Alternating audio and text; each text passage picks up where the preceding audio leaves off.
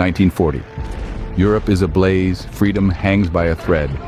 And above the United Kingdom, the very fabric of the modern world is being woven in battles fought at thousands of feet in the air. This is the Battle of Britain, an aerial confrontation that would not only dictate the fate of Britain, but also impact the geopolitics of the entire world. The political landscape was dire. After the fall of France, Britain became Nazi Germany's next target. Hitler's plan, codenamed Operation Sea Lion, aimed to invade and conquer Britain. But to do that, he needed air superiority. The Luftwaffe, under the command of Hermann Göring, was given the task.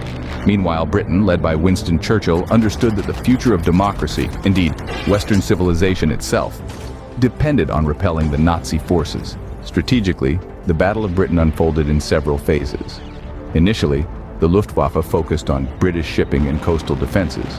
Then they turned their attention to destroying the Royal Air Force, both in the air and on the ground, targeting airfields and infrastructure. What the Germans didn't count on was the robustness of British radar technology. Britain's chain-home radar system could detect enemy planes long before they reached British airspace, providing the RAF with precious time to scramble their Spitfires and Hurricanes.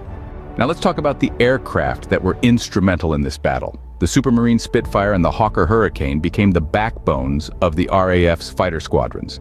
The Spitfire, designed by R.J. Mitchell, was agile and had a high rate of climb, making it a formidable opponent in dogfights. The Hurricane, though less glamorous, was easier to produce and repair, accounting for more Luftwaffe losses than the Spitfire. On the German side, the Messerschmitt Bef 109 was a versatile and powerful fighter, but it had one major drawback: limited fuel capacity, which restricted its time over British territory.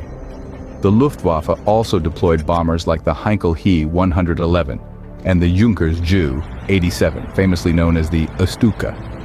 While effective in earlier campaigns, these planes proved vulnerable to British fighter attacks, especially without adequate fighter cover. Another pivotal factor was the shift in German strategy to what we now call the Blitz.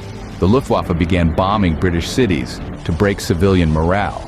While devastating, this decision allowed Britain's airfields and radar stations to recover and regroup. It was a strategic blunder that cost the Germans dearly.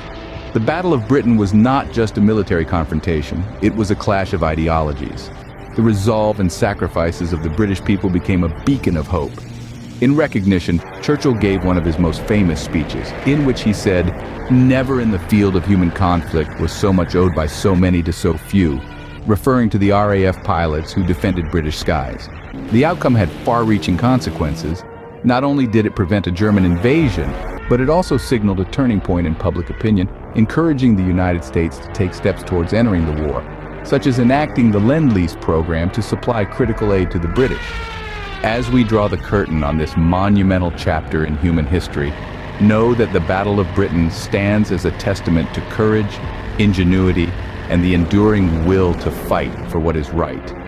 If you're eager to uncover more seismic events that have defined our modern world, click on the video displayed on your screen right now. And don't forget to subscribe for more enthralling and informative dives into the past.